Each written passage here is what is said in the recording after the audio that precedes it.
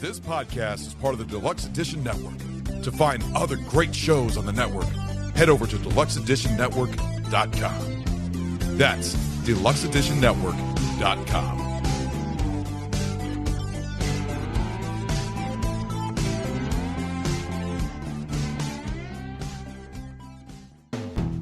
Hold on, stop. Welcome back to the Shit Show 2.0. Okay, Boomer. Damn millennials. Wow. Did not know that. Even flirters who are obviously mentally ill. You want to be my wife? Oh, this is going to go downhill real quick. What is going on, and welcome to Take on the World with Yours truly, Johnny.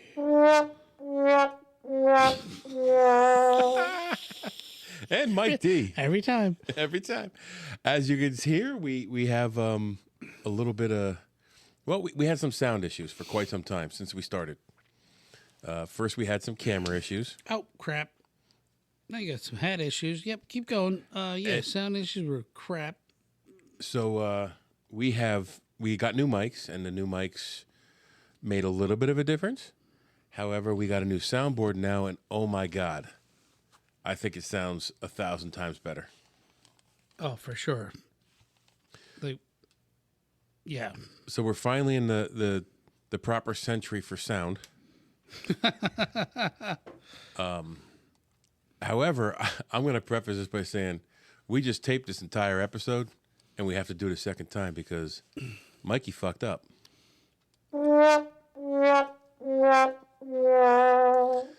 I forgot to change the mic inputs on my recorder, and well, I was not there. it was all Mike. There was no Johnny, which probably could be a good thing. I was not. This is a twofold thing, right? Yeah. Well, we're there now, I think. Come on.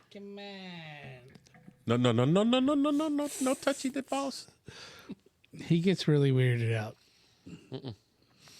So, I almost had that same sound problem last night when I was a special guest on not Deluxe Edition, Barrel Age Flex.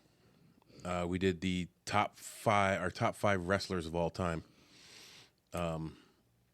And at first they had to walk me through fixing up my inputs for my mic on StreamYard. So almost did the same thing last night. Well, that's good. They showed you through the what to do, and they led this horse to water. Led that horse to water. So last night, which should be out this Wednesday, which this horse to booze, which would be. Let me see the date here. What's this Wednesday?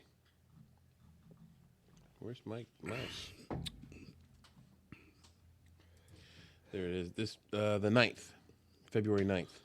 So February 9th, the Barrel Age Flick episode with me and Casey and the Barrel Age Flick crew doing our top 5 favorite wrestlers, their tasting room, which is pretty cool. So that being said, we are on the Den Network, the Deluxe Edition Network. Go to deluxeeditionnetwork.com. Check out all the podcasts that are on there. It's like 15 or 18 podcasts now that are on there. It's amazing how it's grown. They're all great podcasts. The podcast of the month for the month of February, if this is still February when this has come out, because I've screwed up enough today. It could be fucking December till this comes out.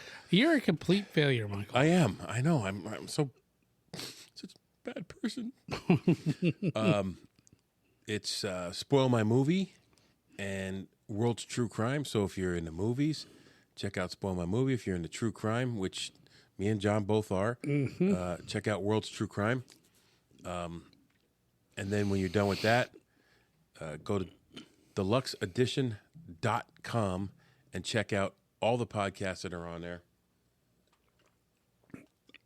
specifically the ones that my voice has been on, because I have a golden voice. And you can hear it now because we have good sound equipment.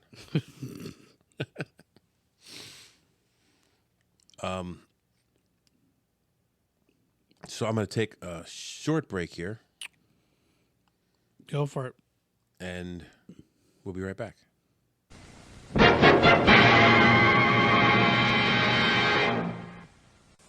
Hello, everyone. My name is Brad. And I'm Denise. We are the hosts of World's True Crime Podcast. Every Monday, we release an episode researched by me about the most heinous criminals throughout history from across the globe. And then every Thursday, we will release an episode from me about disappearances, UFOs, the unexplained, and strange history. To lighten up the episode, we take part in movie trivia at the time of the incidents. You can find us everywhere you listen to podcasts and find us on Instagram, Twitter, and Facebook. We also can be found at worldstruecrime.com. So just remember, everybody, the world's not always as it seems. No, it's not. Bye, everyone. Bye. I'm Chris, And I'm Mel. and together we host the podcast Spoil My Movie. We were watching movies anyway, And we were having in-depth conversations about those movies too. so we decided to share our thoughts with the world. You can expect me to gripe about inaccurate details like supposedly cold weather, but you can't see anyone's breath. And you can expect me to be totally adorable, but also psychologically deep. And by the end of each episode, we'll provide our respective ratings. Using a rating scale custom tailored to the movie in question. Check us out wherever you get your podcasts. We're everywhere. We're actually behind you right now.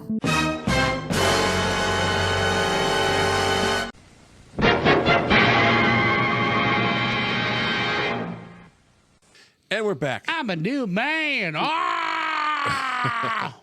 That short little break woke him up. Woke me up. I'm ready to suck some dick and kill people. I mean, whoops. In a van down by the river. Speaking of what's coming up, February 14th. Oh, that is the Love Island of America. So February 14th, I have a special broadcast Special. coming out, the bonus. Boner. I taped with Ray the Podcaster from Special boner. the Deluxe Edition and 10 Cent Beer Night. Ray the 10 cent whore night. 10 Cent Beer Night. Ray the Podcaster and I sat down and did a side-by-side comparison of the two My Bloody Valentine movies. Perfect. So go back and look for that because I'm sure this is coming out way after that. If you don't love old 80s movies and then compare them to like a remake, you're missing a lot. Well, here's how this came up, and you know my feelings on remakes. I know you changed me. This came up because I can't listen. I said I could turn it down a little bit. No, it's weird. It's like a weird. Go ahead. I said that this was the remake of that movie was one of the only remakes that I liked better than the original. Right. And then after sitting down and watching them both, I was wrong. Oh, I like the original. Oh, you've changed. Yeah. See, there's every once in a while there's a couple movies that will be better than the original. And I thought this one was, but the main reason it wasn't, and since this is coming out long after the 14th, I could tell you, it's because the second one was shot in 3D. So there was more CGI in it, and I liked the practical effects much better. Okay, so how about this? You don't have Netflix, but All's Quiet on the Western Front. Oh, yeah. Oh, you have to see that, dude. I've seen... It was done in the 30s and the 70s. I saw the 70s version. Cheesy as fuck. I kind of liked it. It is what it, but the one that's redone now, You're saying it's better. way fucking better. I think that's the one area where you could improve on past movies is war movies. I think that's the one area that it's possible. Although this one was possible and did I liked it way better. the original Dirty Dozen I liked. The next Dirty Dozen was Like the 70s one, like like I said, when they got shot, they're like, like very dramatic. And well, I told you before, that's because the force of the bullets back then was much bigger. That's what it was. but this one was, it had that very dramatic music. Brr, brr, brr. It was like that very and like shit was going on. It was like brr, brr, brr. So we were just talking about Svengoolie, right? Yeah. So I tape all the Svengoolis, and last Saturday's Svengoolie was Godzilla. There's a Godzilla one, and I used to love the Godzilla movies, but Godzilla. The one thing I remember, and this was the one with Raymond Burr in it, and so what they did is they had the Japanese version, and then they had the American version, and what they did is they just shot scenes with Raymond Burr and lookalikes from the original, and you could tell the difference in the cinematography. But when Godzilla comes, when they play the Godzilla music, which has the score has pretty much stayed the same over the years, but the way it's played has been different. Maybe a little more bass here, but I always remember when Godzilla was coming out. Yeah. And I was trying to tell Deb that, and I'm like, I go back and I found every single Godzilla theme since 1932 on one video, and I'm playing through it. I'm listening to it over and over.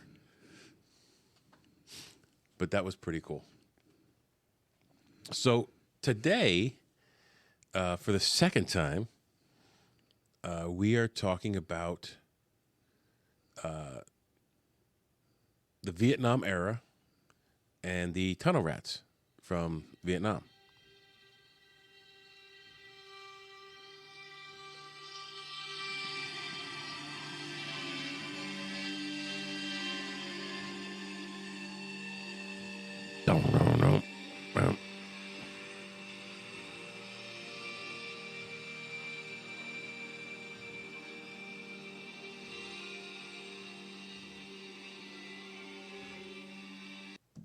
Anyways. Anyhow. Where was I?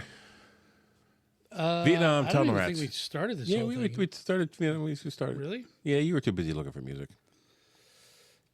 I think we should do an episode on that. That would be an awesome episode. World War One. Oh, you know what we should do? Watch all three movies and compare them. You're right. That'd be good. So, when you talk about Vietnam, the war in Vietnam started in 1954, except the United States wasn't involved until 1965. During the 10 years that the Vietnam War was going on, it posed many challenges for U.S. forces. So now, I was born in 1970. I remember watching the last of the troop withdrawal in 1975. And so it was 65 to 75. But when his forces got there, they pretty much had to deal with stuff they'd never dealt with before, the intense heat. And when it rained, the intense rain. Many of U.S. soldiers suffered from heat stroke, malaria, and trench foot. And the war was so unpopular at home, there was so much unrest, which the soldiers didn't see firsthand, but they felt it when they went home because they were treated like shit. So they're saying over 2/3 of the U.S. population believed our involvement in Vietnam was a mistake. That seems pretty high, doesn't it? Yeah, 2/3. Yeah, 2/3 is a lot, but that's what they're saying. I don't know. So this was the first war that was like basically televised. I guess you would have to be there, man. Like, you don't know, like, you're just coming out of World War II, Korea. I think the country's just war weary. Yeah, you're sending teenagers over to go die for what? And there wasn't a clear picture of, it's not like we're fighting Hitler or communism or maybe communism, but it wasn't that big picture. Like it was kind of like convoluted. Does that make sense? It was very convoluted, and it seemed like the politicians back here wanted to run the war from Congress and not let the people on the ground, people who had no idea what was going on or what they were dealing with, they weren't letting the people that were there make the decisions about the war because they were reacting to public pressure where the people on the ground were just trying to stay alive. So they also had to deal with guerrilla tactics, which is not something that we really dealt with a whole lot before. This was different. Yeah, it was very different. This is like a hole in the ground, pop up, shoot, disappear, heavy cover, the thick canopy of the jungle. How many times have you seen like when you Google or search a Vietnam firefight and you can't see shit? No, most of the time they're just shooting at nothing. They're shooting at you can't. And then same thing with the Iraqi war in Afghanistan. Yeah, you can't see shit. You're just shooting at like,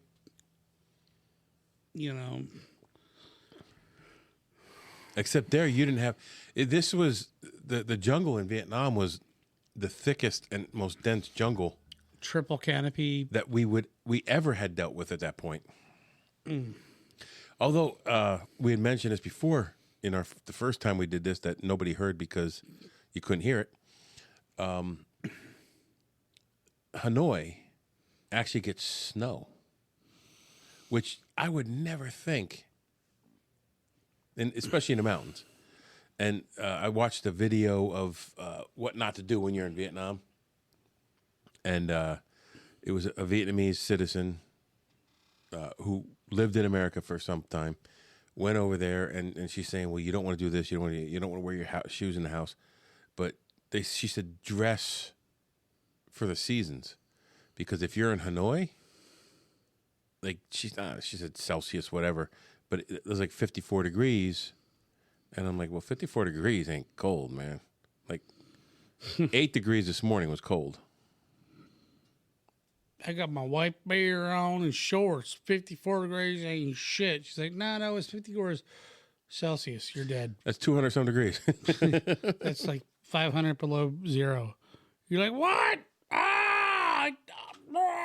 You walk outside and you die.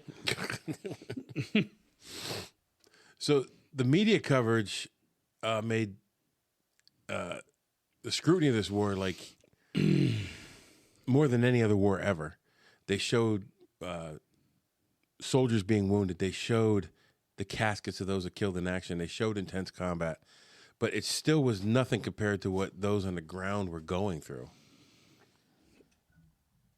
So the guerrilla tactics that they were fighting against included an extensive tunnel network. So the communist forces began digging these tunnels in the late 1940s when they were fighting against the French colonial authority. So they dug these tunnels because of all the white flags on the ground above them. And they kept on tripping over the white flags that the French Francois, what is this white flag, eh? Oh, no. So the French were throwing these white flags all around, and everybody was tripping over them, so they went underground to get away from them. The tunnels were often dug by hand, short distances at a time. So what they said... Wait. Often dug by... What else were they dug by? Shovel. That's like hand. No, they were digging with their hands. I would consider with a shovel by hand. Okay. But not like your little hand.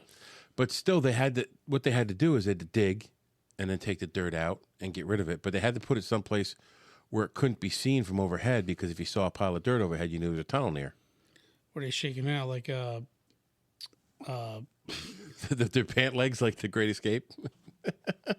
shaking out with their pant legs? It's like a big pitching mound over here. They would work in their rice paddies all day, and then at night they'd go in and dig, and they might get 4 foot a night. Well, you could take a step that's 4 foot long, and these guys were only getting that far digging every night. So it took them a long time to dig these tunnels. All in all, there was tens of thousands of miles of tunnels dug all throughout the country. But Tens of thousands. Yes. Miles. The Chu Chi tunnels near Saigon, which is now Ho Chi Minh City, were some of the best known. When people talk about the tunnels, they often talk about these because a lot of the war was fought in a small area of that part of the country. I've seen like documentary films of these tunnels, and like they'll have a shooting range where you can go shoot an AK, and then like you walk in and you like jump down into a tunnel and go crawl around, and it's just fucking they're everywhere. It's crazy. Yeah. The North Vietnamese and the opening of the crawl space was like the size of this cup. Yeah, pretty much so. Yeah, it's like I could barely. Some of the crawl spaces, when I saw the openings, I could barely get my leg in it. we would get stuck in there halfway. Oh my God! Somebody come help me! I wanted to worry about setting off the booby trap. I'd never get down to the ground. Yeah. Stuck halfway down, like, anybody? Hello? The North Vietnamese and Viet Cong used the tunnels because they knew they could not match the overwhelming firepower of the United States military. And that's why they used guerrilla tactics, and these tunnels would allow them to circumvent the traditional fighting lines. They go down in the tunnel and they'd pop up behind you. Well, what do you think we use now? There's no way that we could fight a advanced system like the American military, right? I don't think anybody can. Hell no. So you're gonna have to use your. You got to find a different way to fight a war. And that goes back to like the Revolutionary War. You remember when the first time the sniper made an appearance? Yes. And they're like, anybody who hides in the... And he gets shot. and then, you know, it's like, nobody from the trees can shoot anyone. Well, you're done. Who was the sniper we did? He was the guy... Hansen? He hid out in... a cave. A cave in the Delaware River or some shit. And he would sit down and he would, like when the river boats were going upriver because they were so slow, he would just sit there and pick them off on the deck of the ship. Yeah. And pretty much that's what the Viet Cong were doing. That's what the North Vietnamese army was doing. Yeah, they would hit and run. Like you'd have a good spot and then you could just disappear into the jungle. Yep. And you didn't have to go in the jungle. You just go underground and you would never be found. They used these they use these tunnels to hide, evade, pube hairs, as supply routes, as communication routes, as hospitals. They stored weapons, they stored food, supplies, and they also had living quarters. Sometimes some of these people would be underground for 2 or 3 months at a time. Oh, yeah. I believe it. So the American soldiers called them Black Echo because it was so dark in the tunnels, and if you yelled, all you heard was your voice back. Air was not very good in the tunnels. Your food was scarce. Your water was scarce. Even though if you look at the cross section cut of some of these tunnels, and I'll see if I can throw a picture up.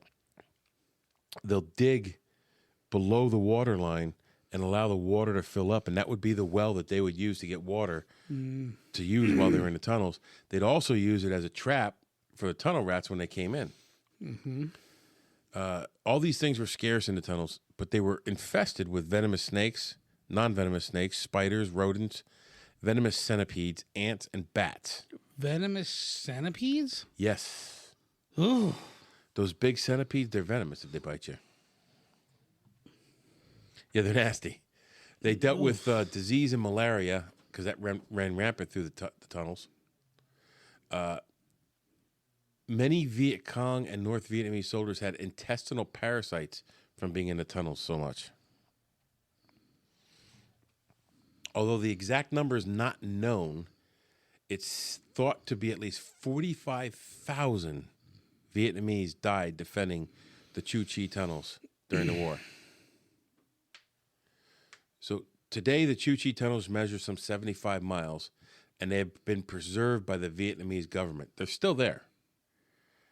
They're a popular tourist attraction, and they actually made larger tunnels for tourists so they could crawl through the safer sections of the tunnel. Ben Do contained the original tunnels, and Ben Zing have been reconstructed and enlarged for larger tourists because the average size of a Vietnamese soldier was 5'6", 135 pounds. The average size of an American soldier was 5'9" and 200 pounds.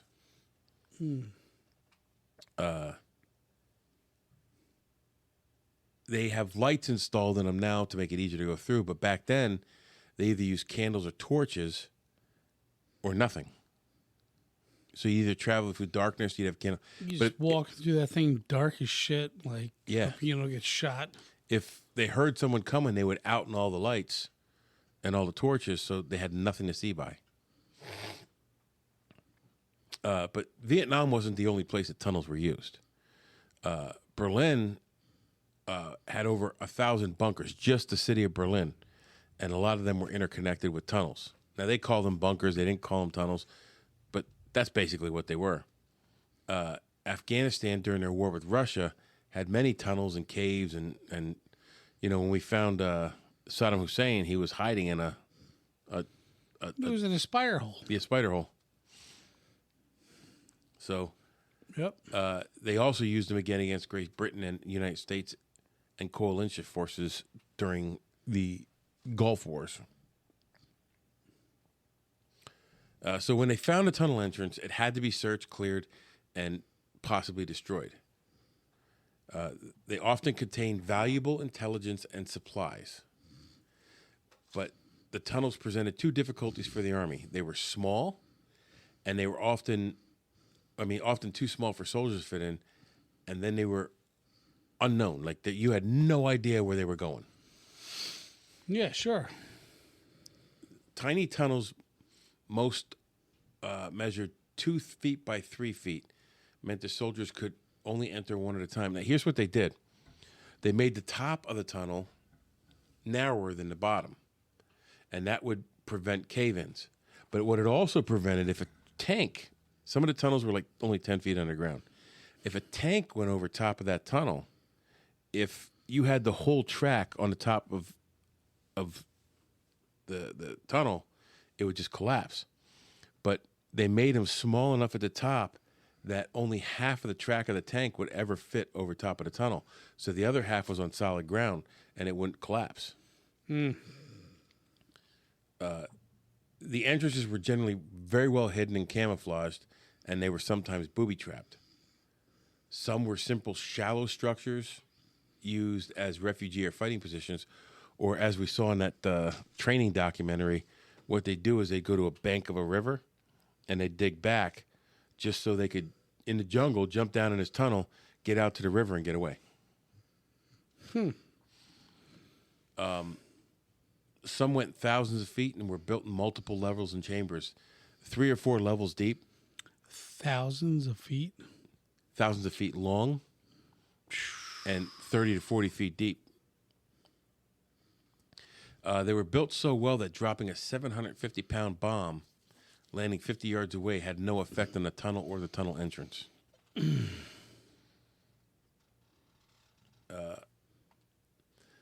Sometimes they would try to smoke out the Viet Cong with tear gas or smoke grenades, which usually failed in larger tunnel networks, because what would happen is you had several entrances, and in the training video that we watched, Right, it would go right out.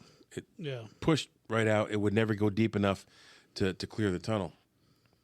But they would take their poncho and put it over the thing and pipe the smoke or gas or chemical through the poncho, and that would seal the end that they were on, and then it would push through the tunnel to find another way out. Some real fat guy squat over the hole and just start just feed him beans. I'm like, oh God, we give up. What is that smell?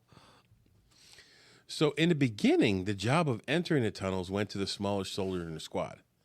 They would just say, John, you're smaller than Mike, you're going in. Like, no, not. Nope. No. He's smaller to me. I'm fat. He's smaller than me. We mention each other. He's smaller than me. So, and that's how it started, but it got to a point where that no longer worked. So in the tunnels underground, they could move an entire army from one place to another. They could train, they could plan. And in one case, the Chu Chi tunnels were built right with a major U.S. military base right on top of them. Like, I found that amazing. Like, how do you not know it's there? They would have never heard it. Just constantly digging around, and you would have never known. So they got to the point where just sending the smallest guy in didn't work.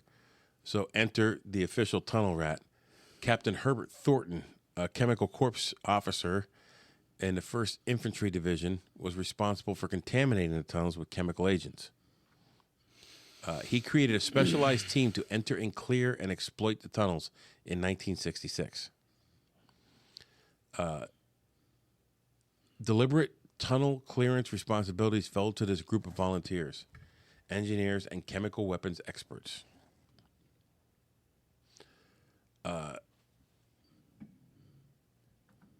So they would take the guys and they would send them to Australia to train them to use these tunnels. And if they captured a tunnel, they would use that as a training ground for new tunnel rats. Tunnel rats moved from ad hoc discovery to writing a new set of tactics and techniques and procedures to clear the tunnels. So at first it was just, I'm doing what I got to do to get in there, get out. And then they basically created a manual, and that's what that training video we watched was all about. Like, that was the introduction to tunnel ratting. Or Tunnel Rat 101. Tunnel rats became unofficial specialty for volunteer combat engineers, infantrymen from Australian and U.S. Army who were sent to explore the tunnels. And they had a Latin motto, which was kind of tongue-in-cheek, non gratis annis rodentum, which means not worth a rat's ass. You like that one, don't you? I love that one. I love that.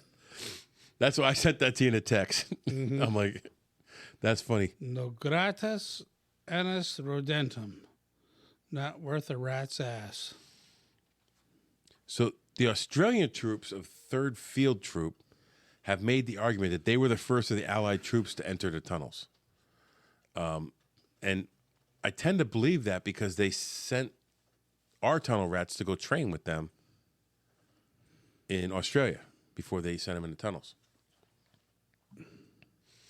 So tunnel rats were given the task of destroying them, gathering intelligence within them, or killing or capturing their occupants, often in conditions of close combat. Typically, a tunnel rat was equipped with only a standard 1911 pistol, an M1917 revolver, a bayonet, a flashlight, and explosives. Now, a lot of them got away from the 1911 because, a 45 with a, let me see that, with a loud report in such a close space could deafen you.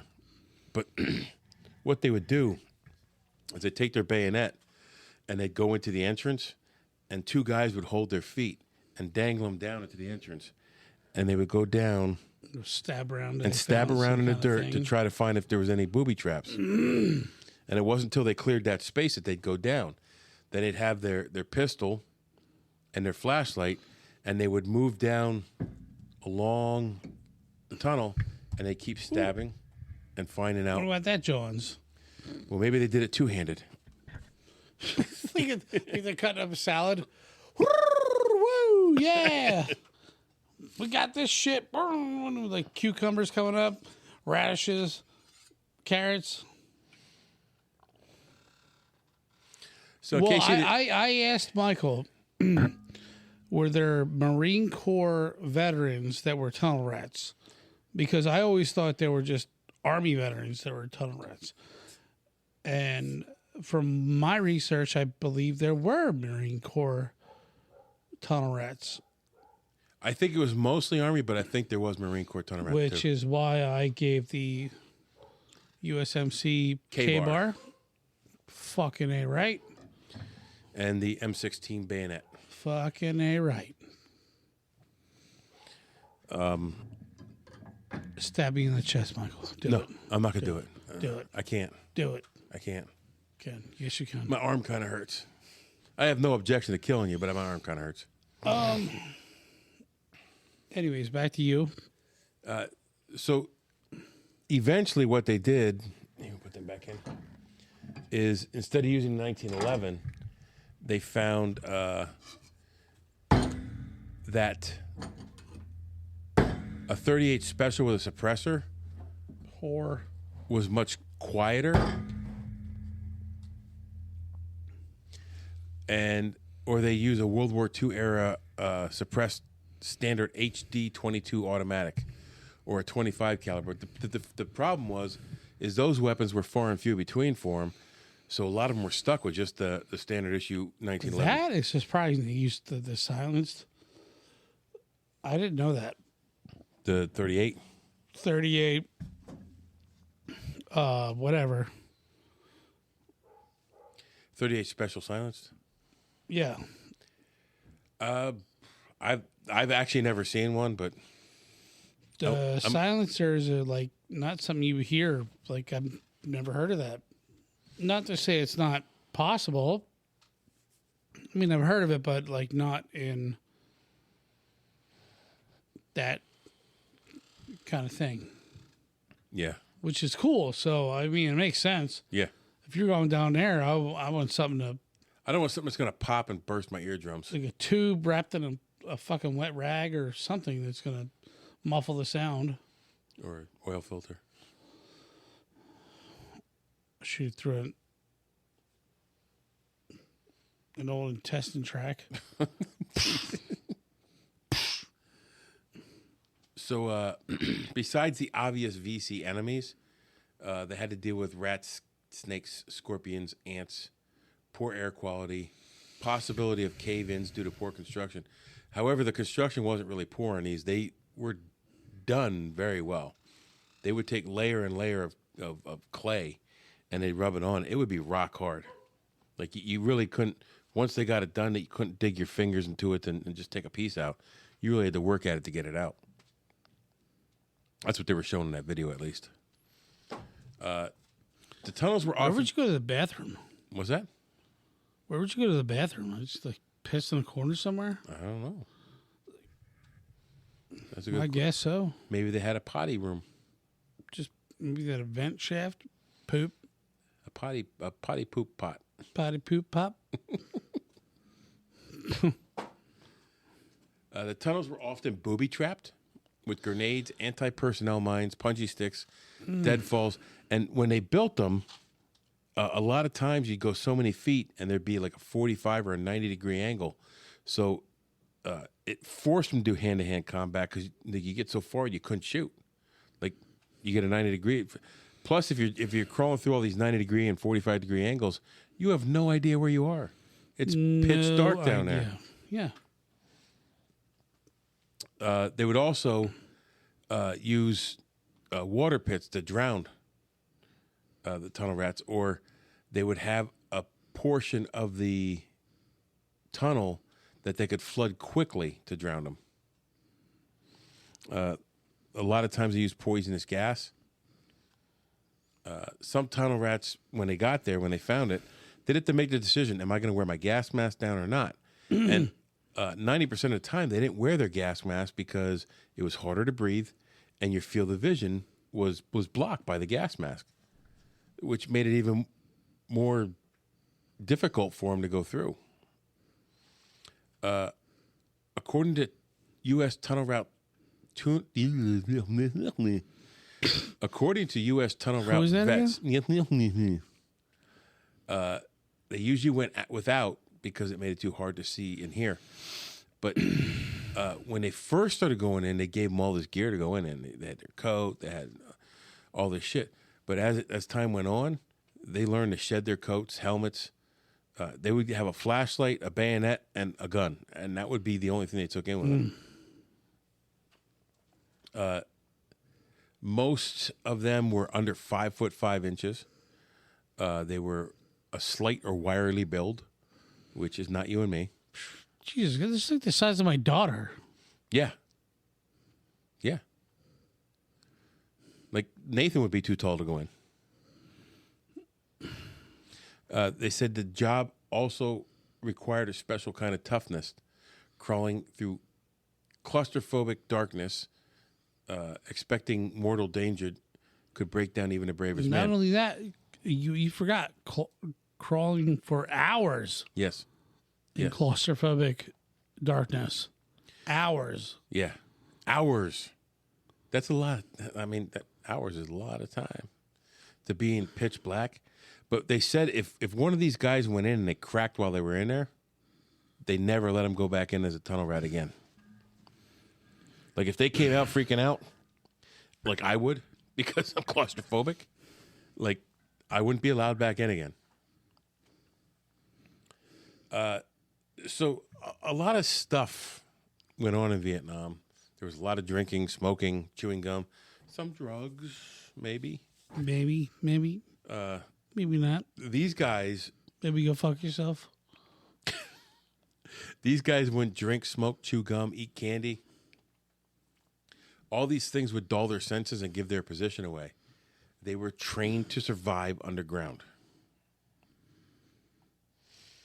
I wonder how true that is. Like, you're so hardcore, I can't even eat candy. I don't want none of that goddamn candy. Dude, dulls my senses. I'd crawl out that fucking home like, somebody crack me a beer. Yeah. Somebody give me a Twix. God damn it. That I don't believe, man. I'm like, nah. What do you think? I call bullshit. I call partial bullshit. I think maybe they would stay away from smoking. I think maybe they'd stay away from... Fuck that, dude. They're probably fucking smoking weed. I think they would stay away from drugs. Chewing gum and candy, I don't know. You gotta be a half nut to go in there and do that shit. Yeah, but you'd be half nut to give up all that stuff, too. So they would go with no uniform coat, just a flashlight and a pistol, but the Army wanted them to take communication wire, a compass, a bayonet. So the bayonet they would take because they'd check for traps with it, but oftentimes they would just go in, take their coat, shirt, everything off. As time went on, they took less and less in with them. But when they were ready to come out of the tunnels, there would be an agreed-upon tune that they would whistle. So they wouldn't, because they're going to be all muddy and dirty, they didn't want to be mistaken for a Viet Cong guerrilla. According to a former Viet Cong officer, the tunnel rats eliminated over 12,000 guerrillas and captured many more. In a single operation in August 1968, the rats not only killed 3 Viet Cong, but captured 153 people. Yeah, I can see that. So I know you had... Do we remember that guy's name? Yeah. Billy Hamlin. Okay, so we watched that video with Billy Hamlin, which is shocking in itself because he's so callous and numb to society. Billy Heflin. Heflin? Heflin. Okay. Yeah, look that up on YouTube and watch that interview. He's being interviewed by an Asian correspondent or interviewer, and he's saying things that are racially inappropriate. But he's not doing it in a demeaning way because in every other respect, he's respectful to her. But I would have never taken anything he said racially inappropriate. Well, he was saying slang names for Vietnamese and whatever. Who gives a shit? But But you say that to an Asian person, and they might take offense. So I wanted to talk about this Staff Sergeant Pedro Rejo Ruiz. He was a Cuban refugee who, as a teenager, fought against Fidel Castro's communist soldiers. He would sit and take pot shots at the soldiers. So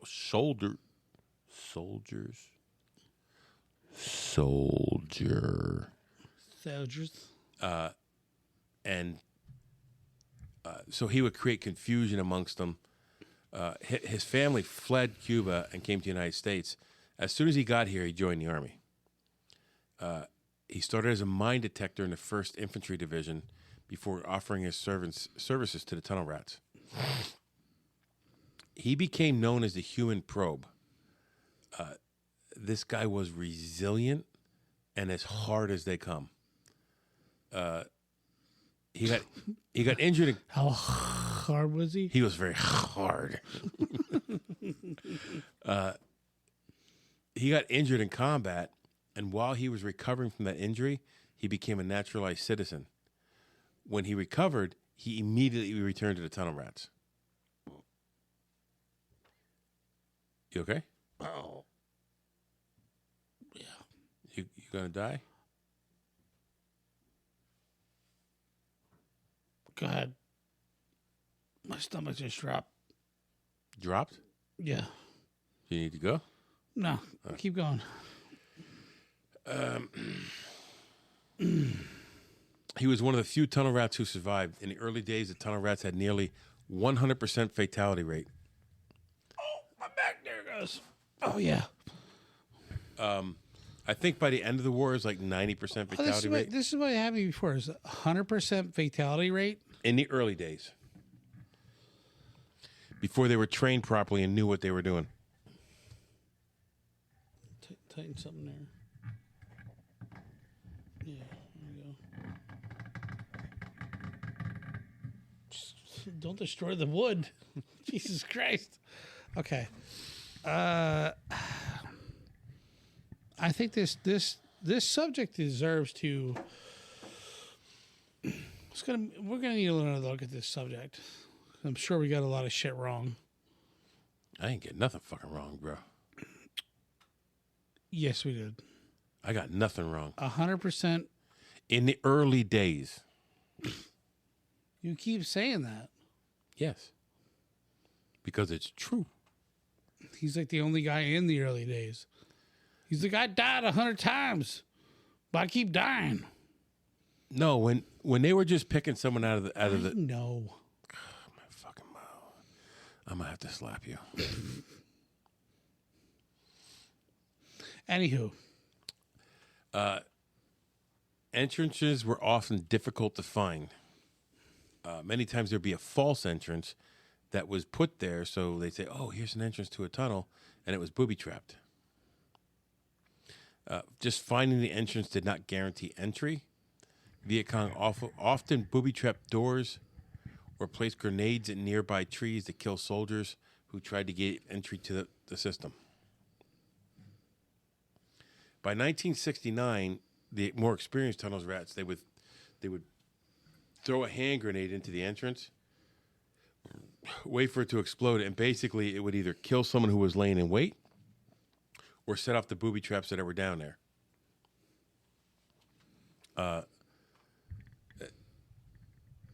Plus, it would actually alert the VC that they were coming, and a lot of the tunnel rats wanted that because that way there'd be no resistance. They would just flee.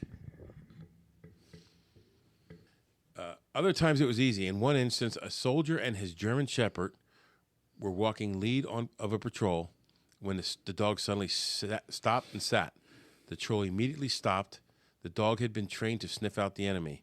Suddenly, the top of a well-hidden tunnel flew open, and a Viet Cong soldier jumped out holding grenades. He was immediately shot and killed. A tunnel rat went down in the tunnel and captured a high-ranking Viet Cong officer. So the dogs were trained to smell the scent of the Viet Cong. And he's just bebopping along, and all of a sudden he smells it. He sits down. The whole unit goes on alert. And that's it. Dude pops out. They pop him. They catch a high-ranking officer. As Harold Roper, a tunnel rat in the early days of 1966, recalled, I felt more... Roper.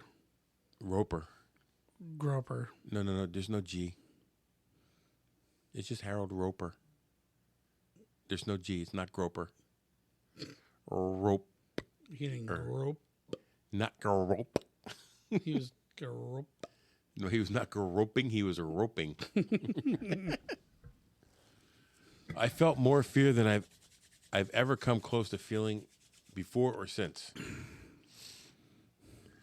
There were only about 100 Army tunnel rats in Vietnam. No, come on. Really? Okay, that's. I'm just telling you what it says, bro. Why you That's yelling at it? me? Okay. All right. Most either died in the tunnels or were ambushed at the surface. There was a special culture among tunnel rats that ensured that no rat, wounded or dead, was ever left inside a tunnel. Tunnel rats went above and beyond to avenge their injured and often fallen comrades. That Staff Sergeant Ruiz, that we talked about before, crawled through choking tear gas into a tunnel with a cratering charge to finish the job after the Viet Cong wounded 2 other tunnel rats that were in that tunnel. Another time, the rats used 300 pounds of C4 to blow off the top of the tunnel system when one of their number had been injured. During one operation, the tunnel rat found 6,000 pounds of rice and 40 pounds of salt in a 120-foot tunnel.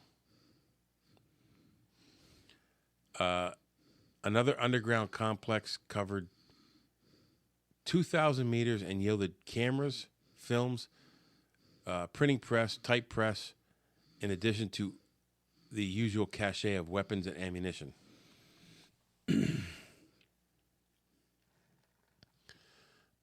In 1970, tunnel rats uncovered a major signal intelligence node underground. Vietnam codebreakers had been intercepting, decoding, and translating every transmission of the 1st and 25th Infantry Divisions. The sudden loss of information immediately made both divisions more effective. You forgot one bullet point. What? Scroll back down. Oh, the tank. Yeah. So they found this communications node, and after they captured it, it saved American lives. Like, they could no longer report on all their movement. So the one I missed was one tunnel rat stumbled across a missing M48 tank the Viet Cong were using as a command center, and others routinely uncovered hidden artillery pieces and mortar. So that thing was like buried in the ground? I guess. Weird. That is weird. They probably just dug a hole, drove it in, and threw dirt on top of it. In addition to the list of spies passing information to the Viet Cong, the tunnel rats often uncovered maps, orders, battle plans, which helped save more American lives. As the Army improved its ability to process and use the information tunnel rats provided, tunnels became more dangerous than useful for the Viet Cong. So by the time the Tet Offensive and the U.S. counteroffensive came along, like the tunnels were not taken out of play, but they really diminished their role in the war. Tunnel rats were chosen to go down an unfamiliar territory without the benefits of modern technology to deny the Viet Cong any sanctuary in a complicated war with a painful history in American culture. The courage, skill, and nerve of the tunnel rats shone as they invented a military skill in the midst of mortal danger. So, like, we just scratched the surface of this, really, honestly. Yeah. There's so much more. And I found so many stories, like the tunnel rats did this, tunnel rats did that. Mm-hmm. But you can't get them all in here. Well, Billy Hamlin. Yeah. Well, that interview, I think, was just disturbing. You liked it, though. What's that? You liked it, though. I did like it, but it was disturbing, like how numb he was about war. Well, then you didn't even hear the last part of it. She's like, "What do you want to do?" He's like, I want to go back." He was like, "I want to go back and kill people." Yeah, I miss killing people. Like, wow. I miss the thrill of killing people. That's not a good place for a mind to be. But they send these kids over there to do this stuff, and then they become accustomed to it, and it's the only thing they know. They can't adjust to the world back here. Nope. No, what do you do?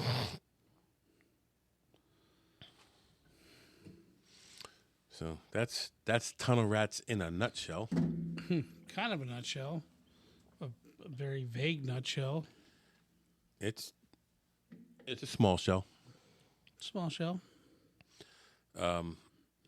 So we took on tunnel rats in the Vietnam War. Now you go take on the world. Hold on, stop. Welcome back to the Shit Show 2.0. Okay, Boomer. Damn millennials. Wow. Did not know that. Even flirters who are obviously mentally ill. You want to be my wife? Oh, this is going to go downhill real quick.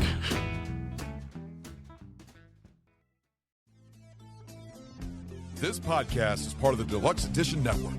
To find other great shows on the network, head over to deluxeeditionnetwork.com. That's deluxeeditionnetwork.com.